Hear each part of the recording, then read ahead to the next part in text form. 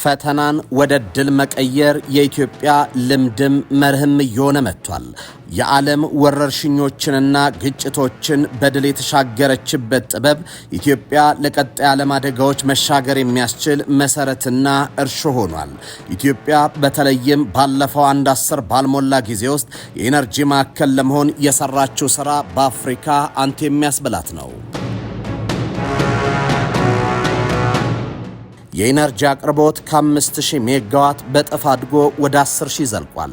ፈሳሽ የተፈጥሮ ጋዝና ኒኩለር ለኢንዱስትሪዎችና ከፍተኛ ኃይል ለሚፈልገው የዲጂታል ዓለም የጀርባ አጥንት መሆናቸው ሲሰላ ሀገሪቱ በዓለም አቀፉ የኃይል ፉክክር ላይ ትልቅ ሚና እንዲኖራት ያደርጋል። ዛሬ ቢትኮይን ላይ የሚሰሩ ኩባንያዎች ከፍተኛ ኃይል በዝቅተኛ ዋጋ በማግኘታቸው ምክንያት ሀገሪቱን ተመራጭ አድርጓታል። ይህ ኢትዮጵያ በታዳሽ ኃይል ላይ እየሰራች ያለችው ሥራ በአህጉሩ ከፍተኛ የማዳበሪያ አምራች ብቻ ሳይሆን ላኪ ኤክስፖርተር ያደርጋታል። እናም ኢትዮጵያ በኢነርጂ ዘርፍ እየሰራች ያለችው ሥራ ለኢንዱስትሪው ዘርፍ መሰረት ነው። በዓለም አቀፍ የፖለቲካ ስርዓት ውስጥ የአንድን ሀገር እውነተኛ ሉዓላዊነትና የህልውና ዋስትና የሚረጋገጠው በወታደራዊ አቅም ብቻ ሳይሆን ጠንካራና ራስን የቻለ የውስጥ ምጣኔ ሀብት በመገንባት ላይ መሆኑን የሪያሊዝም የፖለቲካ ፍልስፍና ሊቃውንት በአጽንኦት ይሞግታሉ። ይህንን መሰረታዊ የምሁራን መከራከሪያ በተግባር በሚያሳይ መልኩ ጠቅላይ ሚኒስትር አብይ አህመድ የሉዓላዊነት ልብ በሚል ርዕስ ከኢትዮጵያ ብሮድካስቲንግ ኮርፖሬሽን ጋር ባደረጉ ቆይታ ሀገሪቱ ያጋጠሟትን ፈተናዎች ወደ ስትራቴጂ ዕድል በመቀየር በኢንዱስትሪው ዘርፍ እያስመዘገበች ያለችው መዋቅራዊ ሽግግርን በስፋት አብራርተዋል። በዓለም አቀፍ ደረጃ የተከሰተውን የኮሮና ወረርሽኝንና የአጓ ስምምነት መቋረጥ በኢትዮጵያ ኢኮኖሚ ላይ ድንጋጤን ፈጥሮ የነበረ ቢሆንም ክስተቶቹ ለሀገሪቱ የኢኮኖሚ ነጻነት አዲስ የማንቂያ ደወል መሆናቸውን ጠቅላይ ሚኒስትሩ ገልጸዋል። ይህ አካሄድ በዘመናዊ የምጣኔ ሀብት ትንታኔ ውስጥ ታዋቂው ጸሐፊ ናሲም ኒኮላስ ታሌብ አንቲፍራጃይል በተሰኘ መጽሐፉ ላይ ካሰፈረው ስርዓቶች ከውጫዊ ድንጋጤ ጫና በኋላ ይበልጥ ጠንካራና የማይበገሩ ሆነው ይወጣሉ ከሚለው ሳይንሳዊ እይታ ጋር ፍጹም የሚጣጣም ነው።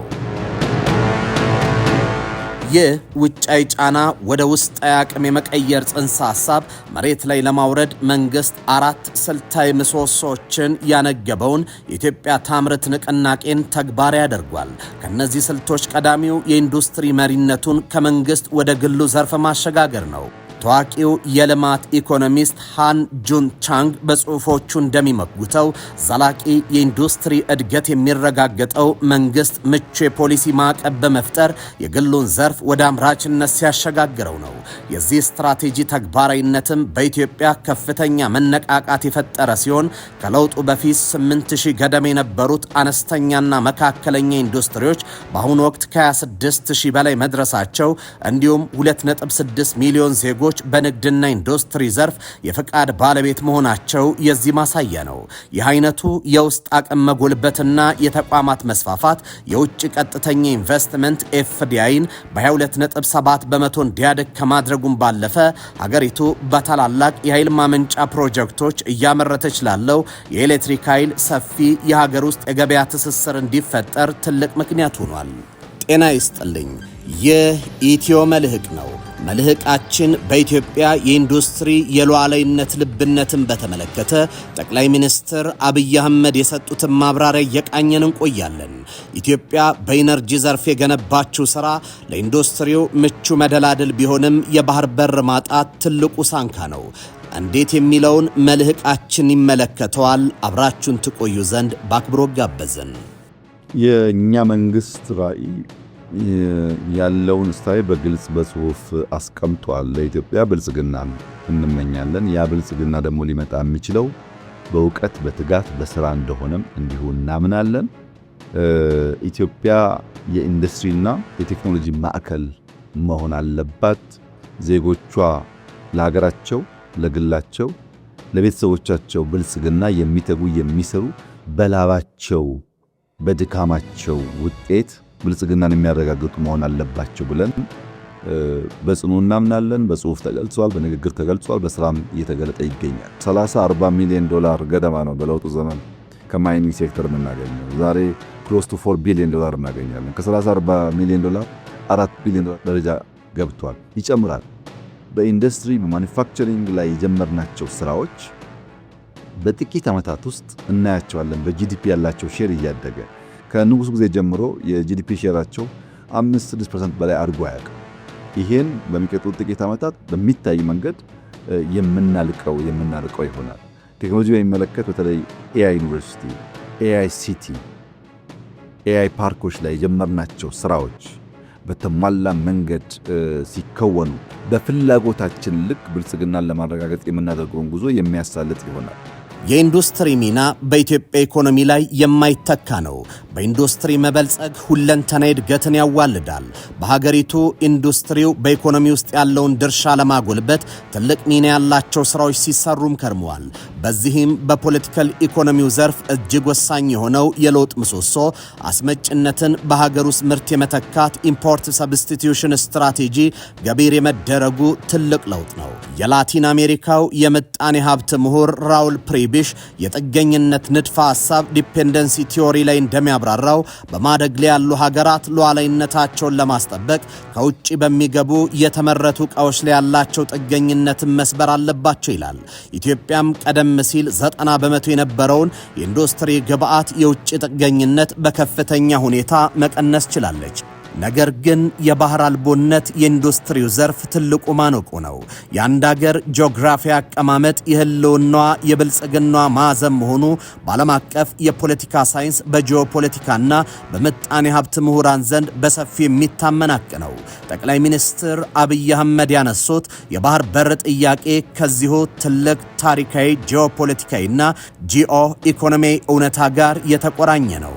ኢትዮጵያን የመሰለች በታሪክም ሆነ በስነ ህዝብ እንዲሁም በቀጠናዊ የኃይል ሚዛን ወሳኝና አንከር ስቴት ግዙፍ አቅም ያላት ሀገር ከባህር ርቃ መኖሯ የቅንጦት ሳይሆን የህልውና ጉዳይ መሆኑን የጠቅላይ ሚኒስትሩ ማብራሪያ ፍንትው አድርጎ ያሳያል። በታዋቂው የምጣኔ ሀብት ምሁር ጄፍሪ ሳችስ The Geography of Poverty and Wealth በተሰኘው ጥናታቸው እንዳረጋገጡት የባህር በር አልባነት በአንድ ሀገር ኢኮኖሚ እድገት በሎጂስቲክስ ወጪና በዓለም አቀፍ ተወዳዳሪነት ላይ የሚጭነው የጂኦግራፊ ቅጣት እጅግ ከባድ ነው ይላሉ።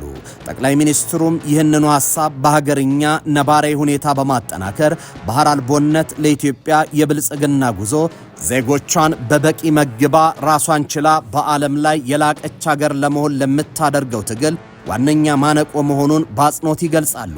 የባህር በር ማጣት በውጭ ንግድ ኤክስፖርት፣ በዲጂታል ዓለም መስተጋብር፣ ሀገራዊ ደህንነትና ሚስጥርን ከመጠበቅ እንዲሁም ከፍተኛ የሎጂስቲክስ ወጪ አኳያ የሚያስከትለው የገመና አልባነት አደጋን ለተመለከተ ጉዳዩ ትውልድን የሚሻገርና የእያንዳንዱን ዜጋ የዕለት ተዕለት ሕይወት በቀጥታ የሚነካ መሆኑን ፍንትው አድርጎ ያሳያል። የባህር በር አልባነት ገመና አልባነት ነው። እኛ ባህል አለን። ባህላችን ቢርበንም ቢጠማንም በችግርም በደስታም ጊዜም ገመናችንን የምንሸፍንባቸው ልምምዶች አሉ። ገመና አልባ ያደርግሃል። የባህር በር ከሌለ ገመና አልባ ትሆናለህ። ለሆነ ጊዜ ኮንፊደንሻል መሆን ያለባቸው የሀገር ሚስጥሮች አሉ። ለሆነ ጊዜ ከሆነ ጊዜ በኋላ ብዙም ላያስቸግር ይችላል። የዲጂታል ገመና አልባነት ያስከትላል። የምታስገባቸው ኢምፖርት የምታደርጋቸው ማንኛውም ቁሳቁሶች ሁሉም ሰው ማወቅ አይጠበቅበትም። የኢምፖርት ገመና አልቦነት ያመጣል። ልክ አንድ ቤት ውስጥ የምትገዛውም የምትሸጠውም በሙሉ ማንም ጎረቤት ማወቅ እንደሌለበት ማለት ነው። የኤክስፖርት ገመና አልቦነት ያመጣል። የምትሸጠውን ለማን፣ የት፣ መቼ ሁሉ ነገር መታወቅ የለበት። ያው የጂኦፖለቲክሱ ኮምፒቲሽን ፍላጎት የሚታወቅ ስለሆነ ማንኛውም እንቅስቃሴን ሰው የሚያክ ከሆነ በአጭሩ ሊጨነግፍ ስለሚችል ይህንን ሀገራዊ ቀጠናዊ ማነቆ ለመፍታት ከጉልበትና ከግጭት ይልቅ የሰለጠነ የንግግርና የሰጥቶ መቀበል መርህ መከተል አማራጭ የሌለው መንገድ ነው። ታዋቂው የታሪክና የፖለቲካ ተንታኝ ክሪስቶፈር ክላፋም The Horn of Africa: A State Formation and Decay በተሰኘ መጽሐፋቸው ላይ ባሰፈሩት ትንታኔ የቀጠናው ሰላምና እድገት እውን ሊሆን የሚችለው የባህር ዳርቻውና የውስጥ ለውስጡ ሀገር መስተጋብር በጋራ ተጠቃሚነት ስምምነት ላይ ሲመሰረት መሆኑን ይሞግታሉ። ከምጽዋ ጫፍ እስከ ሞቃዲሾ ቀንድ የተዘረጋው የ5000 ኪሎ ሜትር የባህር ጠረፍ በአንድ በኩል እጅግ ሰፊ ሀብት የያዘ፣ በሌላ በኩል ደግሞ ኢትዮጵያን አግልሎ ደጃፏን ዘግቶና ወደብ አልባ አድርጎ ለማለፍ መሞከር በየትኛውም ዘመን አዋጭ የማይሆንበት ቀጠና ነው። በመሆኑም በጋራ ለመኖር መዘጋጀት፣ በመከባበር መነጋገርና የጋራ ብልጽግና ማለም ለዘመናዊ ዓለም አቀፍ የዲፕሎማሲ ግንኙነት መሰረት ነው። የዓለም የንግድ ስር ደም ወሳጅ የሆነው የቀይ ባህርና የሆርሙዝ ሰርጥ ደህንነት ጉዳይ አሳሳቢ በሆነበት በዚህ ዘመን ቀጠናዊ ኃላፊነትን መሸከም የሚችሉ እንደ ኢትዮጵያ ያሉ ትልልቅ ሀገራት ከባህር ርቀው መቆየታቸው ትንንሽ ሀገራት የንግድ ወሽመጦችን ብቻቸውን መጠበቅ ስለማይችሉ ለራሳቸው ብቻ ሳይሆን ለዓለም አቀፍ የንግድ ደህንነት ስጋት መሆኑን ጠቅላይ ሚኒስትሩ አሳስበዋል። አሁን ላይ ኢትዮጵያ ሞጆና ድሬዳዋን ጨምሮ የደረቅ ወደቦችን በማስፋፋት እንዲሁም የጅቡቲን መስመር በማዘመን ከውጭ የሚገባው ምርት ፍሰት ለማቀላጠፍ ዋጋ ለመቀነስ የአጭር ጊዜ መፍትሄዎችን እየተገበረች ቢሆንም ከረዥም ጊዜ አኳያ ግን የኢንዱስትሪው ተወዳዳሪ እንዲሆን የጥራትና የጊዜ ብክነት ችግሮች እንዲቀረፉ የተረጋጋና ሁሉንም አሸናፊ ያደረገ የባህር በር ባለቤትነትን ማረጋገጡ ግድ ይላል። ኢትዮጵያ ከባህር ተነጥላ እስከ ወዲያኛው ትኖራለች ብሎ ማሰብ የጂኦፖለቲካን ተለዋጭነት ባህሪ፣ የታሪክን ትስስርና የኢኮኖሚን ህግጋት ካለመረዳት የሚመነጭ የዋህነት በመሆኑ የሀገሪቱን የህልውናና የብልጽግና ትልም እንዲሁም የቀጠናውን ዘላቂ ሰላም ለማረጋገጥ ይህ የባህር በር ጥያቄ በርካታ አማራጮችን በማየት በሰላም በንግግርና በድርድር ሊፈታ የሚገባው አንገብጋቢና ቁልፍ ጉዳይ ነው። የሎጂስቲክስ ቅልጥፍና፣ ፍጥነት ማለት ነው። በአጭር ጊዜ አንድን ምርት ለፈላጊው ለከስተመር ማቅረብ ሲገባ ብትዘገይ ኮንትራት ሰርዝብህ ይችላል። የምትሰርዘው ግን በአንተ ምክንያት ሳይሆን በሎጂስቲክስ ምክንያት ነው። ከጊዜ አንጻር በቆይታም ኳሊቲ ይበላሻል። የቆየ ሲሄድም አንድ ምርት ፈጥኖ ድረስ ሲገባው መንገድ ላይ ከዘገየ አንዳንዶች ሁሉም ባይሆኑ የኳሊቲ ብልሽት ያጋጥማቸዋል፣ በተለየ ምግብ ሲሆን። በዚህም ምክንያት በአጭር ጊዜና በረጅም ጊዜ ከፍለን ካልሰራን በቀር የባህር በር አልቦነት፣ የወደብ አልቦነት፣ የሎጂስቲክስ ውስንነት የኢትዮጵያ ብልጽግና ላይ ከፍተኛ ማነቆ ሆኖ የሚቀጥል ችግር ነው፣ በእኛም ዘመን ከኛም በኋላ ባለው ዘመን። ጠቅላይ ሚኒስትር አብይ አህመድ ከኢትዮጵያ ብሮድካስቲንግ ኮርፖሬሽን ጋር በነበራቸው ቆይታ የኢትዮጵያን የባህር በር ጥያቄ አስመልክተው የሰጡት ማብራሪያ ሀገሪቱ ይህንን ጉዳይ ከመደበኛ የዲፕሎማሲ አጀንዳነት አውጥታ ወደ ጽኑ የህልውና ስትራቴጂ ከፍ ማድረጓን የሚያመላክት ነው። የአንድ ሀገር መልክዓ ምድራዊ አቀማመጥ የፖለቲካና የምጣኔ ሀብት ጣፈንታዋን በማያሻማ ሁኔታ እንደሚወስን በዓለም አቀፍ ግንኙነት የሪያሊዝም ፍልስፍና አቀንቃኞች በጽኑ ይከራከራሉ። ይህንን ጽንሰ ሐሳብ ይበልጥ አጉልቶ የሚያሳየው ታዋቂው የጂኦፖለቲካ ተንታኝ ሮበርት ዲ ካፕላን ዘ ሪቬንጅ ኦፍ ጂኦግራፊ በተሰኘው መጽሐፍ ሊያሰፈረው ትንታኔ ነው። ካፕላን የሀገራት የረዥም ጊዜ ጣፈንታ የሚወሰነው በካርታው ላይ ባለው ተፈጥሯዊ ቅርጽና ስትራቴጂያዊ ስፍራ መሆኑን ያስረግጣል። በዚህ የምሁራን መነጽር ሲቃኝ ጠቅላይ ሚኒስትር አብይ አህመድ የኢትዮጵያን የባህር በር ጥያቄ ከህልውና ጋር አስተሳስረው ያቀረቡት ትርክት ከመደበኛ የዲፕሎማሲ ንግግር ባለፈ ጥልቅ ጂኦፖለቲካዊና ታሪካዊ መሰረት ያለው ነው። ወቅታዊ የዓለም አቀፍ ፖለቲካ የትኩረት ማዕከል የሆነውን የቀይ ባህርና የኤደን ባህረ ሰላጤን ተለዋጭ ሁኔታ ዳይናሚክስ ስለተመለከተ የጠቅላይ ሚኒስትሩ አቋም ከወቅቱ ነባራዊ እውነታ ጋር ቀጥታ ይገናኛል። በአሁኑ ሰዓት ቀይ ባህር የዓለም ልዕለ ኃያላን ሀገራት የጦር መርከቦች የሚተራመሱበት፣ ዓለም አቀፍ የንግድ መስመሮች በጸጥታ ስጋት ምክንያት እየተስተጓጎሉ የሚገኙበት ቀጠና ሆኗል። በዚህ እጅግ ስትራቴጂያዊ በሆነ የውሃ አካል አቅራቢያ የምትገኝ ከ120 ሚሊዮን በላይ ህዝብና ግዙፍ አቅም ያላት ኢትዮጵያ ከዚህ የቀጠናው የደህንነት ውሳኔ ሰጭነት መገለሏ ትልቅ ስትራቴጂያዊ ስብራት ነው። የአሜሪካ የባህር ኃይል ስትራቴጂስት አልፍሬድ ታየርማሃን The Influence of Sea Power Upon History በሚለው ዝነኛ ጥናቱ ማናቸውም ሀገር በዓለም አቀፍ ደረጃ ተጽዕኖ ፈጣሪ ለመሆን የባህር ኃይልና የንግድ መስመር ባለቤት መሆን አለባት ይላል።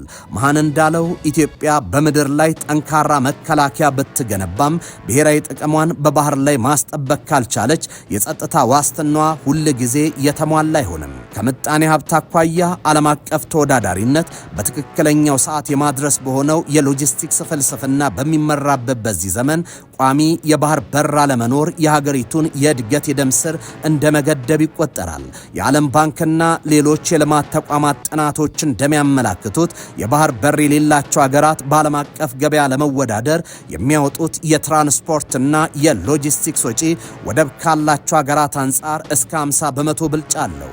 ምንም እንኳን መንግስት የደረቅ ወደቦችን በማስፋፋት የነፃ የንግድ ቀጠናዎችን በመገንባትና የትራንስፖርት መሰረተ ልማቶችን በማዘመን የጫናን ለማቃለል ጥረት ቢያደርግም የረጅም ጊዜው የመዋቅር ሽግግር ስትራክቸራል ትራንስፎርሜሽን እውን ሊሆን የሚችለው ሀገሪቱ ባለም አቀፉ የሰማያዊ ኢኮኖሚ ቀጥተኛ ተዋናይ ስትሆን ብቻ ነው።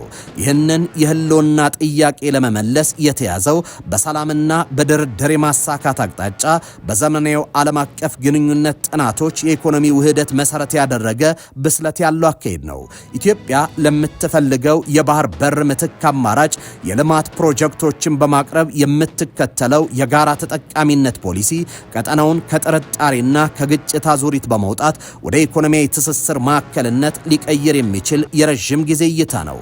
የባህር በር ባለቤትነት የኢትዮጵያ ብልጽግና ጉዳይ ብቻ ሳይሆን የቀይ ባህርን ቀጠናዊ ሰላምና የዓለም አቀፍ ንግድ መስመር ደህንነትን ለማረጋገጥ የሚበጅ ቁልፍ እርምጃ መሆኑን ማመዛዘን የዚህ ዘመን የፖለቲካ ሊቃውንት ስምምነት ነው።